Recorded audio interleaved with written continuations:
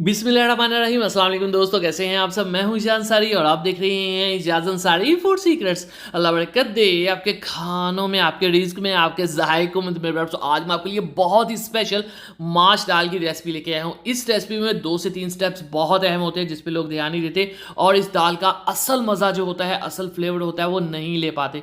वो कौन सी गलतियाँ हैं, वो कौन सी स्पेशल टिप्स एंड ट्रिक्स हैं जो आपको पता होना चाहिए। इंशाल्लाह आज मैं आपको डिटेल के साथ बताने की कोशिश करूंगा, तो वीडियो को कंप्लीट देखिएगा। चलिए जी, बिस्मिल्लाहिर्रहमानिर्रहीम। हाफ कप हमने कुकिंग ऑयल का लिया। जब ये अच्छे से गर्म हुआ तब हमने इसमें ऐड किए 2 दरमियाने साइज़ के बड़ी कटे हुए प्याज। अब प्याज की यहाँ पे स्टोरी ये है कि इसको हमने ब्राउन नहीं करना होता है इस दाल के अंदर, ठीक है।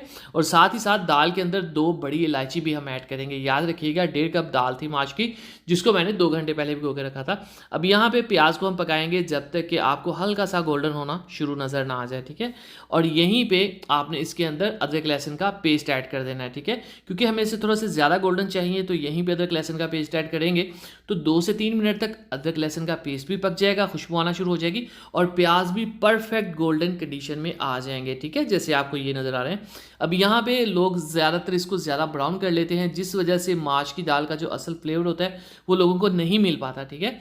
यहाँ पे मैंने 2 बड़े साइज़ के टमाटर ऐड कर दिए हैं, बिल्कुल रेड कलर के। और इनका ये भी फ़ायदा होगा कि जो हमारे प्याज हैं वो ज़्यादा ब्राउन नहीं होंगे टमाटर ऐड होने के बाद, ठीक है। यहाँ पे हम इसमें कुछ मसाले ऐड करेंगे, तो 1.5 टीस्पून इसमें हम नमक ऐड कर देंगे और 1.5 टीस्पून ही लाल मिर्च का पाउडर ऐड होगा, ठीक है। ये फिर बता दूं 1.5 कप दाल के हिसाब से ये सारी चीज़ें हैं। चलें जी, हाफ टी स्पून इसमें हम हल्दी ऐड कर देंगे और ये है हमारे पास काली मिर्च, ये भी हाफ टी स्पून जाएगी। हाफ टी स्पून इसमें ज़ीरा पाउडर ऐड कर देंगे और 1 टीस्पून खुश धनिया पाउडर, ठीक है। बस इतनी ही चीज़ें इसके अंदर जाएंगी। भी अब आपने इसमें दाल को ऐड नहीं करना, ना दाल को आपने बॉयल करना। इस मसाले को अच्छे से पकाएंगे जब तक कि टमाटर नरम और ग्रेवी सी आपको फील होना नज़र आना शुरू नहीं हो जाती, ठीक है। जब ऐसी कंडीशन आएगी तभी इसके अंदर हमने कच्ची दाल को ऐड करना है, बॉयल्ड दाल हमने ऐड नहीं करनी, ठीक है। कच्ची दाल ऐड करेंगे इस मसाले के अंदर। जब इस मसाले को ये दाल पिएगी तो इसका फ्लेवर और निकलेगा। वैसे बॉयल करके भी ये दाल ऐड की जाती है, लेकिन वो कभी भी इस रेसिपी का मुकाबला नहीं कर सकती, ठीक है। तो आपने सेम एज इट इज़ करना है जिस तरह से मैं कर रहा हूँ। अब दाल की यहाँ पे करेंगे हम अच्छी तरह से मिक्सिंग इस मसाले के अंदर, जो कि बहुत ही शानदार खुशबूदार है, ठीक है। मिक्सिंग करेंगे। अब यहाँ पे हमने इस दाल को गलाना है, तो यहाँ पे हमने इसमें पानी ऐड करना है। तकरीबन 1 से डेढ़ कप इसमें पानी ऐड हो जाएगा, क्योंकि दाल को मैंने काफ़ी देर पहले भिगो के रखा था। तो पानी ऐड करने के बाद ये ले जी, उसी बाउल में मैं ऐड कर रहा हूँ ताकि थोड़ी सी जो दाल लगी थी वो भी ज़ाया ना हो। अब हमने इसको गलाना है। देखिए, अगर आप इसको प्रेशर कुकर लगाती हैं तो आपने इसको 4 से 5 मिनट प्रेशर कुकर पे लगाना है, ठीक है, सीटी पे। और अगर इसी तरह पकाना है तो इसमें आपको 20-25 मिनट लग सकते हैं, ठीक है। दाल टू दाल ये चीज़ जो है वो वेरी करती है। कुछ दालें हैं जो ज़्यादा टाइम लेती हैं, कुछ कम टाइम लेती है।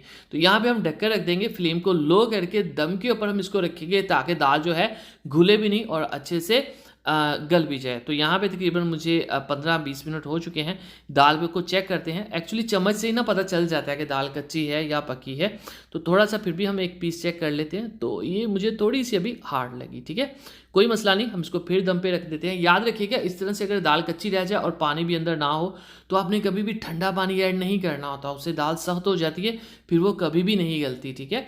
तो अगर पानी ऐड करना पड़े तो पानी आपने थोड़ा सा गर्म करके ऐड करना है, ठीक है। तो ये लो से फ्लेम पे ऊपर यहीं पे इंशाल्लाह हो जाएगी।